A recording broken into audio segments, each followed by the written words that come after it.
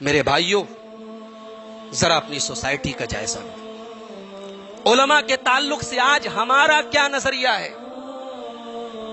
علماء بھی آپ کی طرح انسان ہوتے ہیں، ان کے ساتھ بھی دنیا کے مسائل ہوتے ہیں، ان کے بھی بیوی بچے ہوتے ہیں، ان کے ساتھ بھی وہ تمام ضرورتیں ہوتی ہیں جو آپ کے ساتھ ہوتی ہیں۔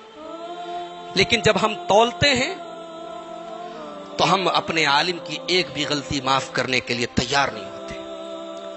ہم یہ چاہتے ہیں کہ ہمیں عالم کی شکل میں فرشتہ ملے، تو فرشتوں کو عالم بنا دو۔ انسان کو عالم بنایا ہے تو انسان کی کمزوریاں بھی اس کے ساتھ ہوں گی، انسان کے مسائل بھی اس کے ساتھ ہوں گے، انسان کی خطائیں بھی اس کے ساتھ ہوں گی۔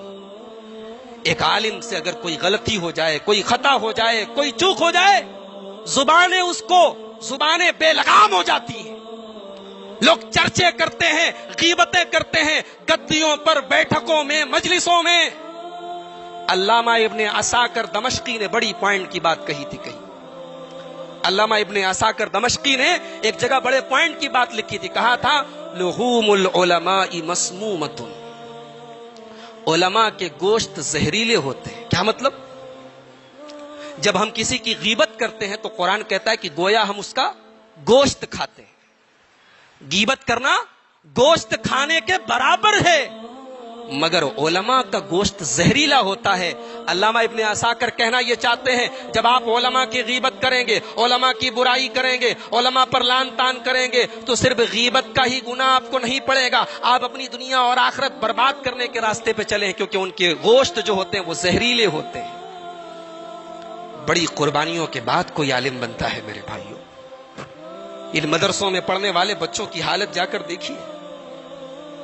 یہ ہمارے بنارس کے جو بچے جامعہ سلفیہ میں جاتے ہیں، کبھی آپ ذرا دوپہر کی چلچلاتی ہوئی دھوپ میں جب نکلیے اپنے کاروبار کے لیے، اپنی گدیوں کے لیے، اپنے مارکیٹ جانے کے لیے، ذرا دیکھیے یہ معصوم 10 سال کے، 12 سال کے، 14 سال کے بچے چلچلاتی ہوئی دھوپ میں سال کے 360 دن ہر موسم میں یہ روزانہ جاتے ہیں، اس لیے کہ یہ دین کے عالم بنے، اس لیے کہ یہ قرآن و حدیث کے جانکار بنے، اس لیے کہ یہ منبر سنبھالے، اس لیے کہ یہ محراب سنبھالے، اور کل جب وہی لڑکا عالم بن کے آپ کے سامنے آتا ہے تو اس لیے کہ آپ اسے گالیاں دیں، اس لیے کہ آپ اس پر لعن طعن کریں۔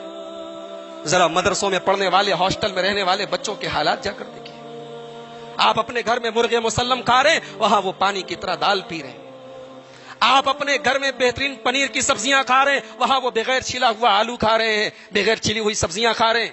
آپ روزانہ بکرے اور مرغے کھا رہے ہیں، وہ بیچارے اگر ان کو کبھی بکرے کا گوشت نصیب ہو جائے تو ان کی دعوت ہو جاتی ہے۔ بڑی قربانیوں کے بعد، بڑی پریشانیوں کے بعد، سینکڑوں میل کی دوری پر، اپنے ماں باپ سے دور، اپنے گھر پریوار سے دور، جب آپ آرام سے اپنے گھر میں بیٹھ کر ٹی وی اور سیریل اور فلمیں دیکھتے ہیں، وہ دین کے طلباء، وہ دین کے علماء، وہ دین حصول علم کی راہ کے مسافر، وہ مدرسوں کے بوسیدہ کمروں میں بیٹھ کر بخاری، حدثنا اور قال رسول اللہ کی صدائیں بلند کرتے ہیں، وہ قرآن و حدیث کا مطالعہ کرتے ہیں، ان کی قربانیوں پر یوں پانی نہ پھیرو میرے بھائی، ان کی قربانیوں پر اتنی آسانی سے پانی نہ پھیرو۔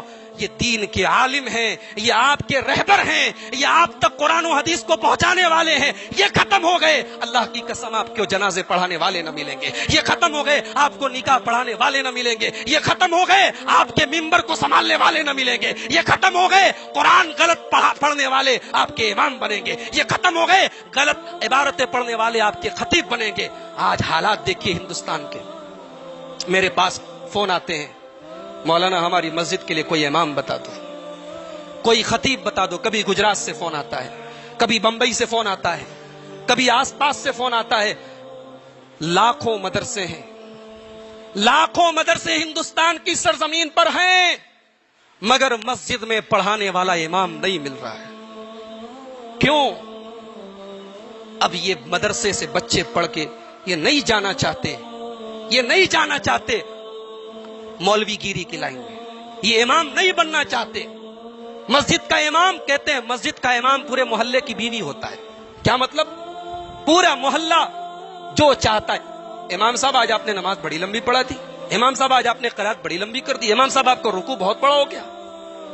امام بیچارہ تقریر کرے، جمعہ کا خطبہ 5 منٹ بڑھ جائے، اتنی جرت ہے، اتنی مجال ہے لوگوں کی، کھڑے ہو کے پورے مجمع کے بیچ میں کھڑے ہو کے امام کو ٹوک دیتے۔ یہ مقام ہے عالم کا۔ آپ کے دین کی رہنمائی کرنے والے کا یہی مقام ہے میرے بھائی. اللہ کے واسطے